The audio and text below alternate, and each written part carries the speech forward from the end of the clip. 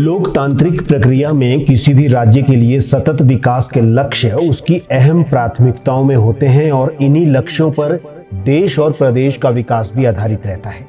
विशेषकर जब हम बात करते हैं ग्रामीण विकास के आधारभूत ढांचे की, तो उसके लिए सतत विकास के आयाम वहां की भौगोलिक और आर्थिक स्थिति को मद्देनजर रखते हुए अपने लक्ष्य की ओर आगे बढ़ते हैं। गांव के विकास के लिए विकास की एक सुनियोजित प्रक्रिया का होना भी आवश्यक है। यहीं से नींव पड़ती है सतत विकास के लक्ष्यों की, जिन्हें विभिन्न आयामों के सांचे में ढालकर हम विकास की ओर उन्मुख हो सकते हैं। गांव में सबसे छोटी किंतु सबसे मजबूत लोकतांत्रिक प्रणाली विद्यमान है, जिसे हम ग्राम पंचायत कहते हैं। पंचायतों पर ही गांव का सतत विकास आधारित है और वहां के संसाधनों का उपयोग कैसे होना है, ये भी पंचायतों के माध्यम से तय हो रहा है। इस पर भी मंथन आवश्यक है। संयुक्त राष्ट्र द्वारा 17 सतत विकास के लक्ष्यों को निर्धारित किया गया, जिसे भारत में 9 लक्ष्यों में समाहित किया गया है। इसके लिए आज गांव-गांव में पंचायतों में जन भागीदारी को सुनिश्चित बनाकर प्राथमिक आधार पर 3 से 4 लक्ष्य निर्धारित कर विकास की रूपरेखा तैयार की जा रही है। वर्ष 2014 में एक बहुत ही महत्वपूर्ण डेवलपमेंट हुई। 14 फाइनेंस कमीशन की एक टीम जो हिमाचल सहित अन्य राज्यों में भी गई, उस टीम ने पंचायत प्रतिनिधियों के साथ चर्चा के उपरांत एक निर्णय लिया कि पंचायतें 14 फाइनेंस कमीशन का जो पैसा व्यय करेंगी, उस पैसे को व्यय करने से पहले पंचायतें जो हैं अपनी विकास की योजना स्वयं बनाएंगी।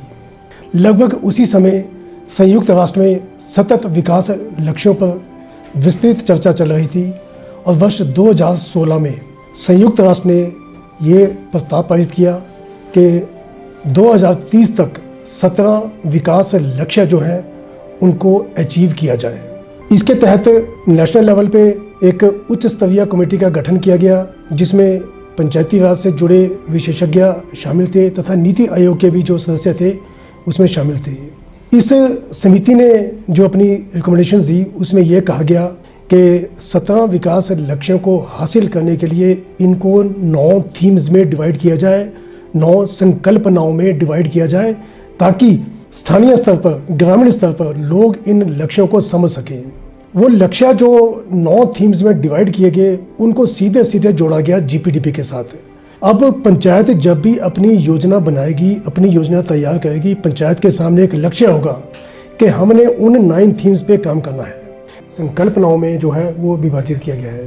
थीम नंबर 1 है निर्धनता मुक्त पंचायत, थीम 2 है स्वस्थ पंचायत, थीम 3 है बाल हितैषी पंचायत, थीम 4 है वाटर सफिशिएंट पंचायत, थीम 5 है स्वच्छ पंचायत, थीम 6 है self sufficient infrastructure panchayat, theme 7 है सामाजिक रूप से सक्षम पंचायत, थीम 8 है विलेज विद गुड गवर्नेंस और थीम 9 जो है वो महिला हितैषी पंचायत है। सतत विकास लक्ष्यों को जानने से पहले ग्राम पंचायत विकास योजना की अवधारणा को समझना भी आवश्यक है। विकास की अवधारणाओं में पहले पंचायत स्तर पर एक परिकल्पना तैयार कर उसे क्रियान्वित करने की ओर कदम बढ़ाने की दिशा में प्रयास करना होगा। अतिरिक्त निदेशक पंचायती राज विभाग हिमाचल प्रदेश श्री केवल शर्मा बताते हैं, जिस तरह से हम अपने घरों में अपने योजनाएं बनाते हैं कि अपनी क्या ज़रूरतें हैं, उनको किस तरह से पूरा करना है और उसके लिए हमने कहाँ से धनराशि का प्रावधान करना है, तो उसी तरह से ग्राम पंचायत के विकास की भी योजना बनती है। अगला स्टेप ये है कि आपको रिसोर्स के साथ मैप करना पड़ेगा। तो फिर एक स्पेशल ग्राम सभा आयोजित की जाएगी, विशेष ग्राम सभा, जिसमें यह सारा खाका रखा जाएगा। अप्रूवल के बाद जो हमारी ई ग्राम स्वराज सॉफ्टवेयर है उसमें इसको अपलोड किया जाएगा।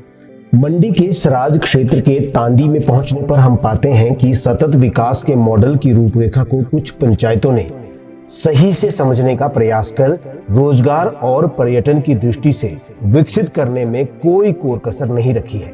यहाँ करोड़ों की लागत से मनरेगा पार्क का निर्माण ये भी दर्शाता है कि मनरेगा जैसी योजनाओं से क्षेत्र का कायाकल्प किया जा सकता है और सतत विकास के लक्ष्यों को पूरा करने के लिए कदम बढ़ाया जा सकता है। हमने 18 से 20 तक इस पार्क को बनाने का कार्य किया। पूरे पार्क को हमने मनरेगा और जीपीडीपी के माध्यम से तैयार किया। तो इसके पीछे का आइडिया क्या था? जब भी कोई टूरिस्ट पर्यटक घूमने हमारे सराज क्षेत्र में आते हैं तो सीधे वो जंजैली शिकारी माता ही जाते थे। तो हमारा एक ऐसा रहता था ताकि यहाँ बीच में भी एक पर्यटकों के लिए एक डेस्टिनेशन हो, एक ठहराव के लिए स्थान हो, तो उसके लिए कार्य किया जाए। कि मनरेगा का और बाहरी स्कीमों का, योजनाओं का, विकास की जो योजनाएं हैं, वो कितना प्रतिशत बजट आपने इस मनरेगा पार्क के लिए सरकार से लिया है? इसमें कितनी भागीदारी अन्य योजनाओं की रही है? इस पार्क में हमने लगभग 90% जो पैसा मनरेगा में ही लगवाया है, सारा मनरेगा का ही पैसा लगा है। उसका 10% जीपीडीपी और सरकार की अन्य योजनाओं से लगाया गया है। हमारे पास यहाँ ठहरने की कोई व्यवस्था नहीं। जितनी हमारी वैली है, इसमें कोई भी अगर पंचायत लेवल का कोई अधिकारी आ जाए या कोई दूसरे अधिकारी आ जाए, कोई एडमिनिस्ट्रेटर, कोई भी अधिकारी आ जाए, तो ठहरने के लिए कोई व्यवस्था नहीं थी। लोगों के घर में मजबूरन रखने पड़ते। तो हमने ये सोचा कि क्यों ना हम अपने पंचायत में ऐसे 2-4 कमरे ऐसे बनाए ताकि हम अधिकारियों को, कर्मचारियों को ठहरने की व्यवस्था निश्चित कर दे, ताकि कोई किसी के जाने या आने की जरूरत ना पड़े। इतना ही नहीं, स्वयं सहायता समूहों और ग्रामीण महिलाओं ने सतत विकास के लक्ष्यों में स्वरोजगार के लिए अच्छी शुरुआत की है। सिलाई बुनाई से लेकर पारंपरिक पकवानों को बनाने तक आत्मनिर्भरता की शुरुआत कही जा सकती है। स्वेटर, हस्त दस्ताने, जुराबें आदि को बनाना हो अथवा स्वयं सहायता समूहों के माध्यम से पारंपरिक पकवान बनाना, आत्मनिर्भरता के सतत विकास की राह पर महिलाएं निरंतर अग्रसर हैं। जैसे हमें नवाड़ की तरफ से भी मिला हुआ है, एक स्वेटर कोटी बनाने का भी प्रोसेस मिला हुआ है, 15 दिन की ट्रेनिंग भी हुई है। गांव में जो SHG संगठन या ग्राम संगठन की जो महिलाएं हैं, उनको जागरूक करना है अपने हक के बारे, अपने न्यूट्रिशन मतलब हेल्थ, स्वास्थ्य, हर एक चीज़ के बारे में जागरूक।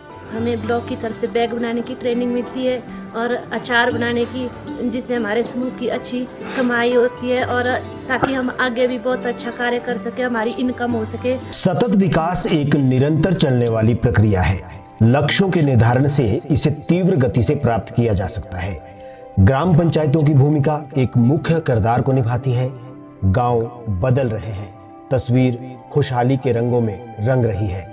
सतत विकास के लक्ष्य अब प्राप्त करने को आम जन की भागीदारी भी एक विकसित समाज की ओर इशारा कर रही है।